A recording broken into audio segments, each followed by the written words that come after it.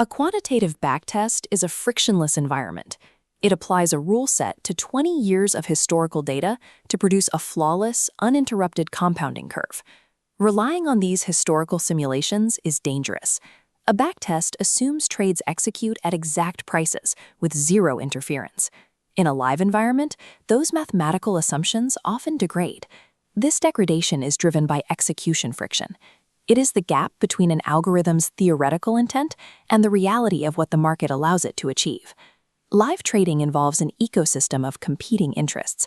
High-frequency algorithms can front-run large orders, microsecond slippage alters entry prices, and compounding fee drags quietly erode capital over time. Survival requires moving away from the pursuit of maximum potential upside. A resilient system prioritizes defensive mechanics to ensure the math remains functional when the market becomes volatile. Generating alpha requires a framework designed to neutralize that friction. This is the Aegis dual regime protocol. Early versions of the Aegis protocol operated through open-ended mutual funds. While the momentum logic worked, the execution vehicle introduced significant structural drag. Mutual funds often impose 30-day excessive trading penalties, which can trap capital during a sudden market shift. Furthermore, these funds only price at the end of the trading day. This makes intraday protective stops impossible, leaving the portfolio exposed to any volatility that occurs before the closing bell. Version 4.0 transitioned the system to exchange-traded funds. ETFs trade in real time, removing 30-day trading restrictions and allowing protective stops to execute the moment a trend breaks.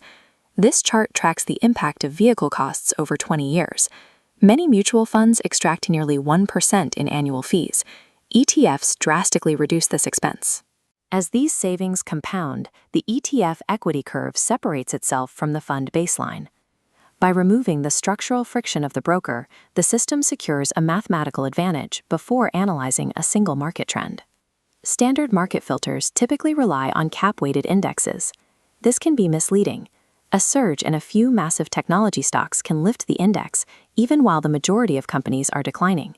Version 5 integrated an equal-weight breadth filter. If the broader market fails to confirm a breakout, the system rejects it.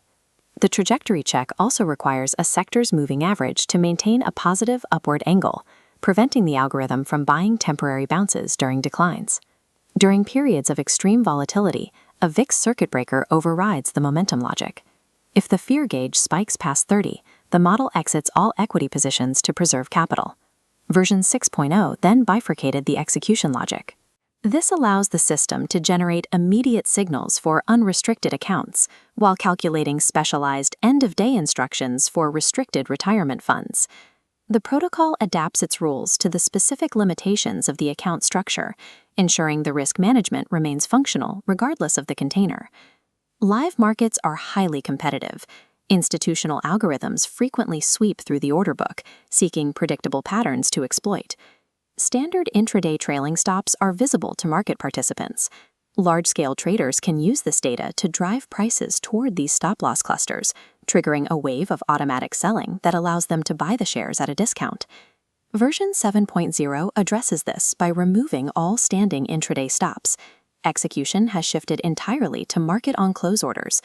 Internal exits prevent intraday stop hunting, making the closing bell the only execution point. This enables a dynamic volatility overlay to scale exposure and an acceleration override to secure profits. Additionally, GICS cluster diversification prevents highly correlated holdings, while a tax lot hysteresis engine minimizes tax impacts. Version 7.0 is a refined quantitative engine. It prioritizes surviving the mechanics of the modern market over following an idealized theoretical path. Robust risk management carries a mathematical cost. Avoiding stop hunts and requiring multi-factor confirmation can reduce the extreme returns often seen in theoretical simulations. Based on live execution data, the reality-adjusted target for the protocol is a consistent compound growth rate between 18 and 21%. This trade-off is deliberate. Prioritizing a resilient risk floor over maximum peak returns is more effective for long-term compounding. Avoiding large drawdowns ensures the growth engine stays active. The goal is to deploy a coordinated defensive logic that protects the capital base throughout various market cycles. Success in quantitative trading requires trusting the process over the noise. By letting a mathematical framework manage the risk, you preserve the capital needed for long-term growth.